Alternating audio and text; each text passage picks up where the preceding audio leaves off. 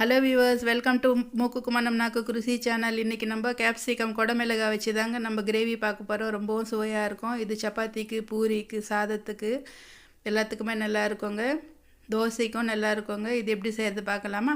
வாங்க கிச்சனுக்கு. அதுக்காக ஸ்டவ் ஆன் பண்ணிக்கிட்டு முதல்ல கடாயை வச்சுக்கிட்டேங்க. கடாயில் வேர்க்கடலை போட்டு இது மாதிரி நல்லா வறுத்துக்கலாம்.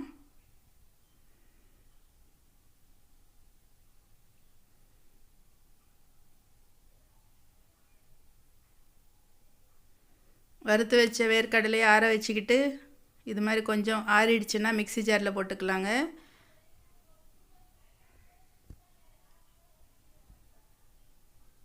வெங்காயம் ஒரு பெரிய வெங்காயம் எடுத்து கட் பண்ணி போட்டிருக்கேன். பூண்டு பல் ஒரு 10 பல் தோல் உரிச்சிட்டு வச்சு போட்டிருக்கேங்க. பச்சை மிளகா ஒரு 10-15 மிளகா போட்டுக்கலாங்க. நம்மளுக்கு காரத்துக்கு ஏற்ற மாதிரி. நம்ம சிவப்பு மிளகா அதிகமாக சேர்க்க மாட்டோம் இன்றைக்கி இதில் மிளகாத்தூள். இது நல்லா இது மாதிரி அரைச்சிக்கிட்டு கொஞ்சம் தண்ணி விட்டு நல்லா சட்னி மாதிரி அரைச்சிக்கலாங்க.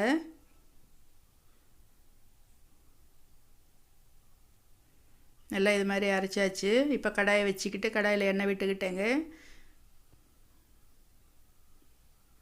இதில் கடுகு, உளுத்தம்பருப்பு, இது கடுகு, சீரகம், கடலைப்பருப்பு போட்டிருக்கேங்க.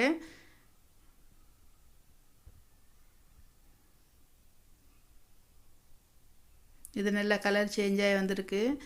இப்போ குடமிளகாய் நல்லா இது மாதிரி நீட்டமாக அரிஞ்சு வச்சுருக்கேன், அதை போட்டுக்கலாம்.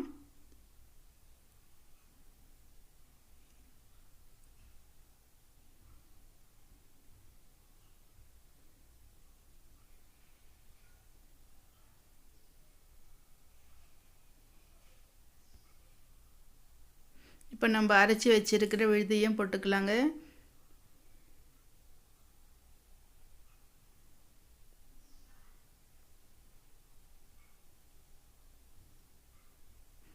தக்காளியும் இது மாதிரி அரிஞ்சு போட்டிருக்கேன். ஒரு 2 தக்காளி எடுத்திருக்கேங்க. இதை கொஞ்ச நேரம் இது மாதிரி நல்லா ஃப்ரை பண்ணிக்கலாம்.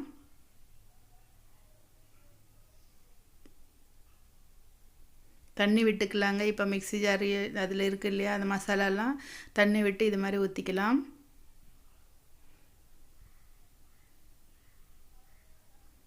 கொஞ்சமாக உப்பு போட்டுக்கலாம். கொஞ்சம் மஞ்சத்தூள்,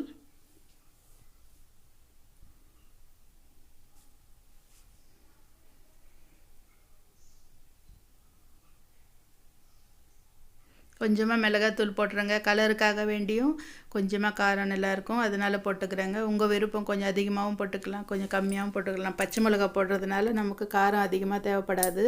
இது கொஞ்சமாக லைட்டாக கலர் வரத்துக்காக போட்டிருக்கேன்.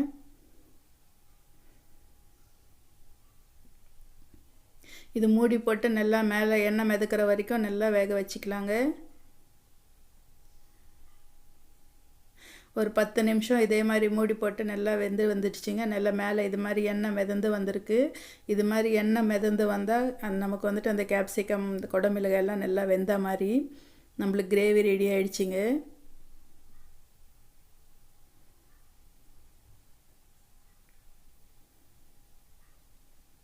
கொஞ்சமாக கொத்தமல்லி போட்டுக்கிட்டு நல்லா மிக்ஸ் பண்ணிக்கலாம்.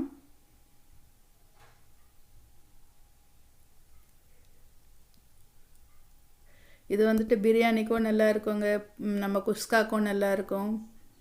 சப்பாத்தி, தோசை, இட்லி, பரோட்டா எல்லாத்துக்குமே நல்லா இருக்குங்க. ரொம்பவும் சுவையான கிரேவி ரெடி ஆகிடுச்சு, குடமிளகாய் கிரேவி.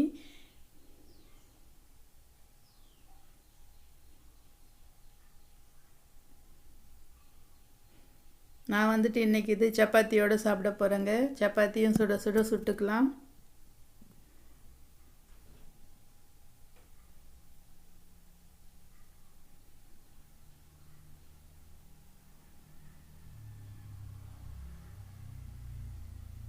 நல்லா இது மாதிரி சப்பாத்தி சுட்டுட்டு ஃபஸ்ட்டு இது மாதிரி நல்லா கலர் வரணுங்க சப்பாத்தி. அப்போ தான் எண்ணெய் விட்டுக்கணும். நம்ம பச்சையாக போட்டுட்டு மாவு போட்டு எண்ணெய் விட்டோம்னா நல்லா அது வெந்து வராதுங்க. சப்பாத்தி உள்ளெல்லாம் பச்சையாக இருக்கும்.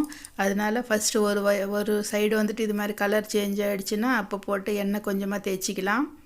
இப்போ திருப்பி போட்டு இப்போ எண்ணெய் தேய்ச்சிக்கலாங்க. இதுக்கும் ஃபஸ்ட்டு போடும்போதே எண்ணெய் ஊற்றிட்டாக்க நம்மளுக்கு சப்பாத்தி வந்துட்டு நல்லா பொரிஞ்சு வராது.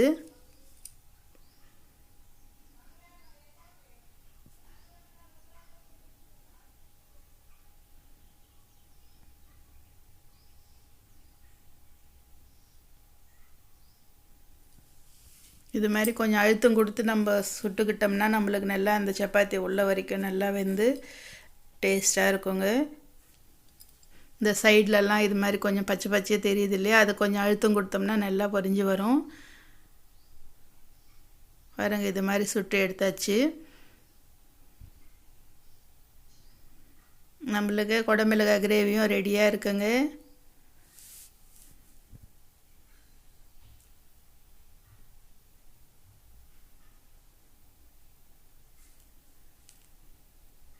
இந்த கிரேவியை போட்டு சப்பாத்திக்கு சாப்பிட்டோம்னா ரொம்ப அமோகமாக இருக்குங்க. நீங்களும் இதே மாதிரி செஞ்சு பாருங்கள். இது சுட சுட சாதத்துலேயும் சூப்பராக இருக்குங்க.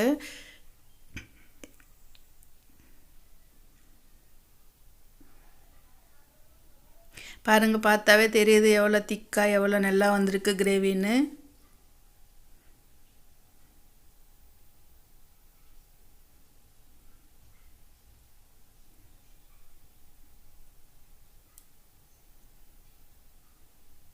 கொஞ்சமாக இது மாதிரி சப்பாத்தி கொஞ்சம் புட்டு எடுத்துட்டு அந்த கிரேவி உள்ளே போட்டு சாப்பிட்டோம்னா ரொம்பவும் நல்லாயிருக்கும். நான் இன்றைக்கி லேயர் பரோட்டா தாங்க செஞ்சுருக்கேன். இதுவும் பாருங்கள் எவ்வளோ லேயர்ஸ் வந்திருக்கு.